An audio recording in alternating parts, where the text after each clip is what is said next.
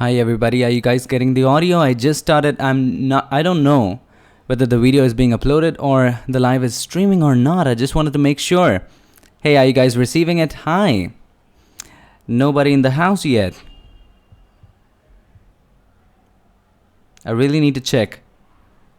Anybody there? Is the video playing? All right.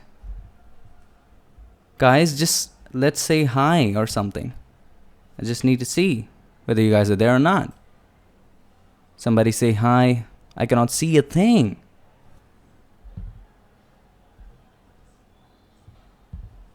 Hello? Anybody there? Hi, Meena. Hi, Meena. Nice to see you. So if you have any questions, make sure you ask them. So today's session is just going to be, guys, I just got over with my exams. And I was so excited that I wanted to share my special time with you. So today I'm going to be talking about a couple of things about creating filters in Photoshop, enhancing eyes in Photoshop, how to remove distractions in Photoshop, and also I'll be answering your questions. So make sure you ask them in the comments below or comments at the side. So, Meena, do you have any questions? I'm feeling a little alone here. Hi, everybody. So go ahead and ask your questions really quickly. Let me go ahead and share it on the other social media.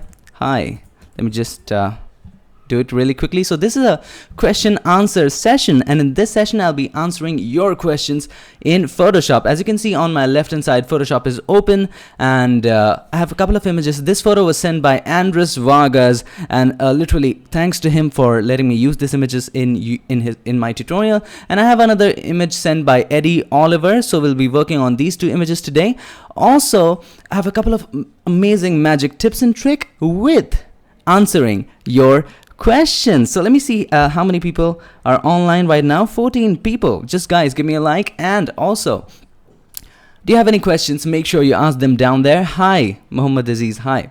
Nice to see you. All right. So shall we start? Say yes or no. Hi. Hi, I cannot pronounce your name. Heldrum Koresma. I'm from... Hey, greetings. Hi, Muhammad Aziz. So do you have any questions? Make sure you ask them there. So shall we start? All right, so let's start. So today we're going to be talking about filters. So there are a couple of amazing ways in which we can apply Instagram-like filters in Photoshop. And most amazingly, those filters can be totally customizable. So what are we going to do? We're going to add a curves adjustment layer. So this is a curves adjustment layer. So click on this button, go to curves. All right, so you'll see this curves adjustment dialog box. Now make sure, let's zoom a little bit in. Make sure this dialog box is just above the layer, okay? Just above the background layer. And now ask yourself, what do you want to do with it? What do you want to do with it? For example, say you want to brighten up the skin, okay? So click on this button, this hand tool button, click on this one and click on the skin. As you can see, as you move the cursor around the skin, this kind of dot is moving around the line. Have a look, right? So once you click on it, you see that the skin area is being represented by this dot, okay? Hi Dior, nice to see you. So once you take it upwards, that area will be brightened. Look at the magic. Isn't this amazing? All right, so let's turn it off and on. Let's look at the before and after. So this is the before, this is the after. We wanted to brighten up the skin. Guys, if you want to ask any question, make sure you ask it. Okay, Wag Aniket, nice to see you. You can start your own photography and editing business. Man, I haven't thought of it yet, but I do a little bit of freelancing. All right, so we have brightened up the skin. Now, what do we need to darken to add the contrast? Have a look. So we need to darken the hair a little bit, darken the darker areas of the hair a little bit. So click on this icon again, make sure this is clicked, and then click on the darker areas of the hair. Watch where it moves, watch where the circle moves. So click on it and then take it downwards. Have a look how beautiful it is now looking. All right, so with just 2 clicks, how much seconds? Just 5 seconds into it, and we have transformed our images like so. So this is the before.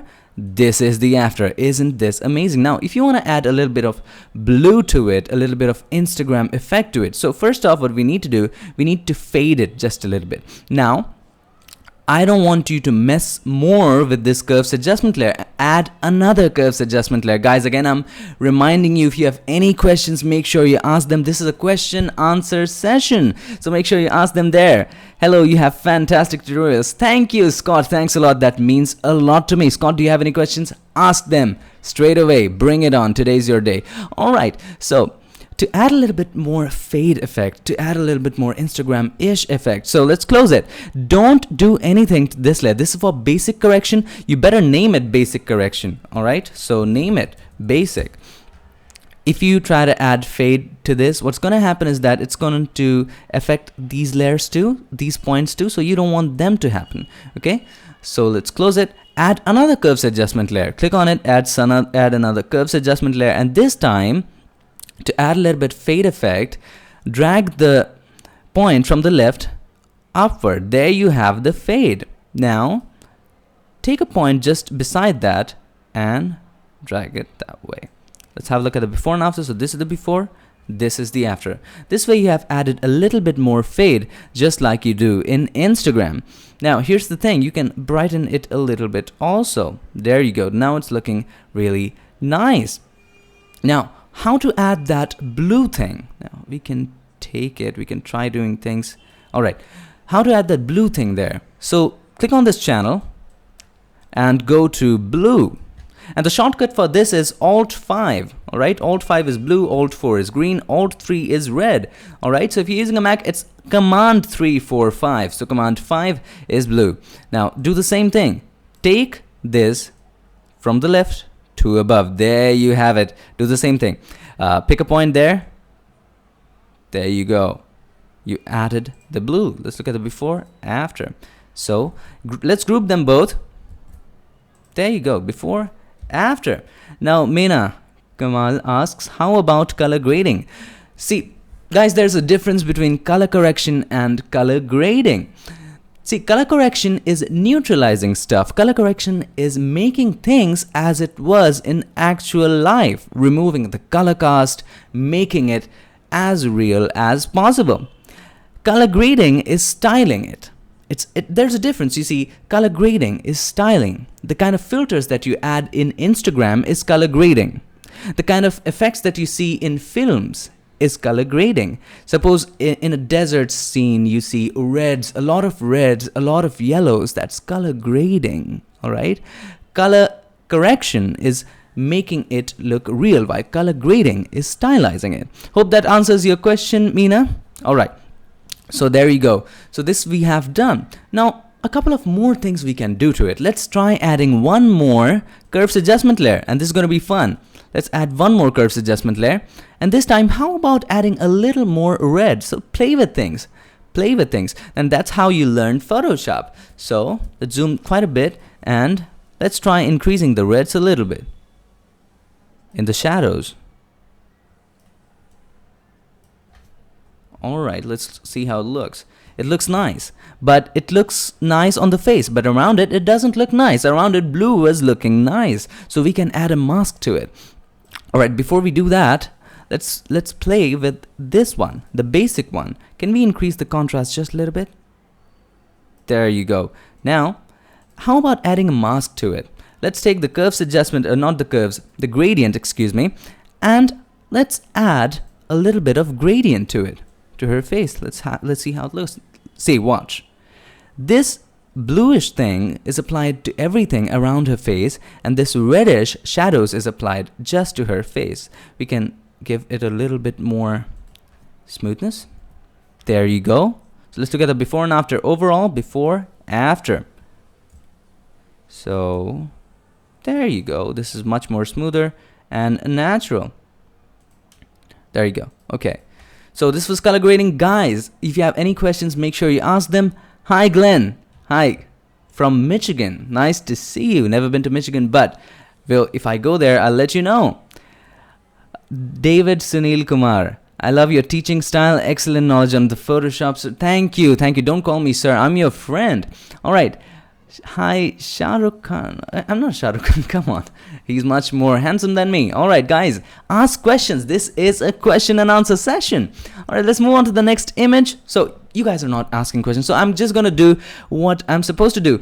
If you have any questions from this image, from this example, make sure you ask it right now before I switch over to another one, because that will create a lot of difficulty in moving back and forth if you guys have questions from this image. All right, so let's move on to the next one. Hi, aka Aka. I don't know how you pronounce that. I'm from Morocco. Nice to see you. Greetings. All right, so in this example, this is looking really nice. But here's the thing, this pole is so distracting. What's the best way to remove it, guys?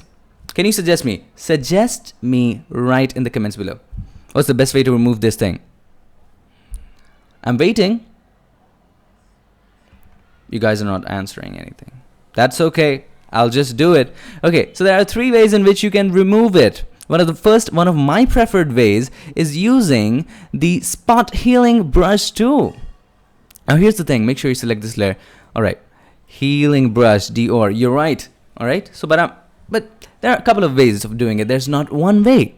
So spot healing is the quickest way. So make the brush a little bigger than what you want to remove. Make sure it's a bit hard enough. Click on this end, just click once, okay? Click once, press and hold shift, click on the other end. There you go. Watch what happens.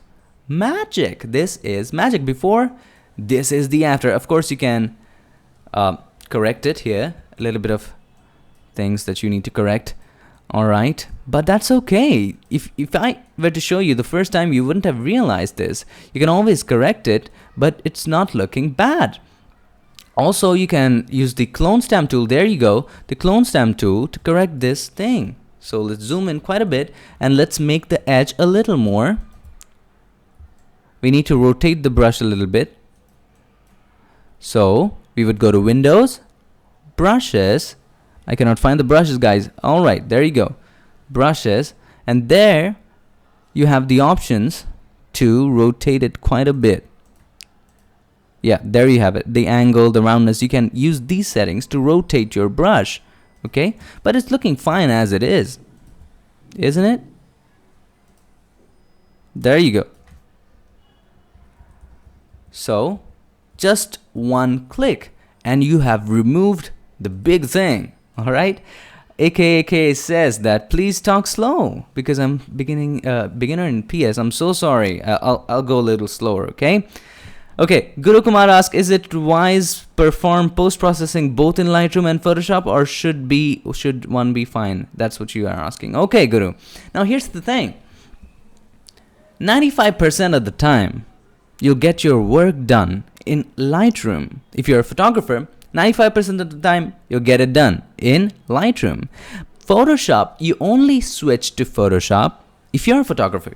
If you're a photographer, you only switch to Photoshop to do the things that Lightroom cannot do. For example, you're editing an image in which the nose is a little bent. Now, there's no tool in Lightroom called the nose bend tool, but there is a tool in Photoshop called the Liquify, which you can use to adjust anything. There is no tool in Lightroom to remove rashes, but there is a tool in Photoshop. In fact, there are lots of tools, lots of techniques. So the things that you cannot do in Lightroom, only then you switch over to Photoshop. Hope that answers your question. So let's move on with this image. Now next, what in this image we can do, though the sky is really beautiful, again, reminding you, this image was submitted by Eddie Oliver. Thanks a lot to her. Okay, now, if I were to replace the sky, what would I do? Without going through a lot of selections and kind of that creepy stuff. All right, so suppose you want to replace the sky with this one. Now, the first thing that you need to do, put the sky that you want to replace this sky with just above this layer. There you go. Now, since this is a silhouette, take advantage of the situations. Since this is a silhouette, if we tell Photoshop, okay, remove the dark areas from this image, we'll have a selection. We'll have a very nice selection indeed. So all you have to do, you have to right click on it, go to blending options. There you go. And let's make it a little smaller. There you go.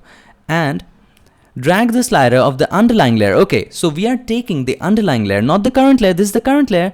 We are taking the underlying layer as a sample and deleting anything that is dark. Okay, not this layer, but the underlying layer. So what we will do is that we'll take the slider. The screen is a little small, so we'll take the slider of the underlying layer to the right. There you go. We can see the selection coming out quite a bit. So once you're pretty satisfied with it, click on it again, press and hold Alt or Option, click on it, and let's make it a little smoother. Not too much. There you go. There you go. Okay, click OK. Now you have a pretty nice selection. Have a look. All we had to do was to pull some sliders. There you go. Okay.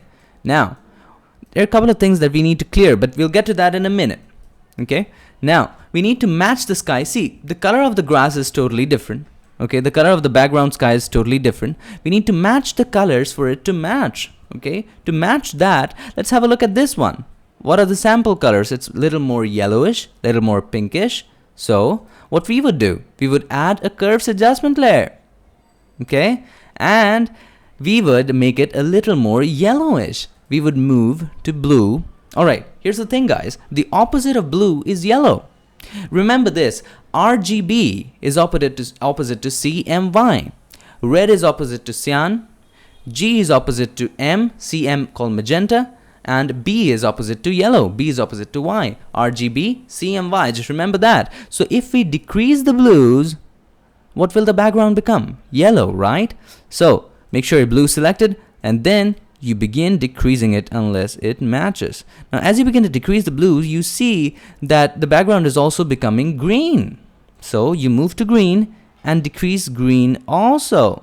There you go. Now it's matching a little bit. Now you want to make it a little more pinkish in the darks. You can do that also. Okay. Now, a little more brighter. There you go. But the problem is the curves adjustment layer is being applied to these layers too. We don't want that to happen. We just want this curves adjustment layer to be applied to this one. So press and hold Alt or Option, click on it. So this way it applies to just this layer. There you go. Now there's a little bit of cleaning that we need to do. Maybe probably here. And to do that, it's really simple. You can create a copy of this layer, this cal layer, place it above everything else. Okay, and we want to make this area visible. So press and hold Alt or Option and click on this mask button. This creates a negative mask. Take a brush, make sure white is selected, paint over the areas that you want to recover. There you go, it's recovered. It was actually yellow itself. So there you have it, your sky replacement. Alright, so Muzikzo, add clipping mask. Yes, that's what I did. Curves adjustment layer, clipping mask. Alright. Umair Abdullah. Hi Umair. Nice to see you there. Who has the best After Effects tutorial on YouTube? I don't know. I have a very little knowledge of After Effects. Whatever I've learned it by testing and trying. Alright. So what is the cause of chromatic calibration? You meant chromatic aberration? Guys, it's the lens quality. That's what it is. Hi Saim. Saim Ali sir, my is Ghulam Shabir. I'm from Pakistan. I work in Dubai, sir. Please give me number. I'll call. I guess my number, my business number is on my Facebook page, so I cannot publicly write it here. So if you really want to call, in my other videos, you'll find a link. Also in the description, you find a link to my Facebook page. You go there and there's a business number. All right. Bro, I have problem to practice mask. I need tutorial. Okay. So here's the thing. Mask is nothing. What is mask, guys? Mask is nothing. So let me show you really simply what a mask is. So if this was a thing, I've turned off every layer, and let's make the background a little whiter. So let's add a solid color, let's say white. Now what is a mask? Suppose you add a new layer, paint in something, say this, doesn't really mean anything. Whatever you paint, you paint. Now add a mask, click on this. Now you see the mask is white. Anything that is white goes through. Anything, listen to this carefully. Anything that is white goes through. Any area that is white goes through. The image goes through. any area which is black, the image blocks. Now, if you select this and take a brush and select black as the foreground color and paint black in it, what's going to happen is that that area is going to be erased. But actually, that's not the case. If I turn off this layer mask, and one of the ways of turning this off is press and hold shift and click on it, it's still there. Isn't it? Turn it on.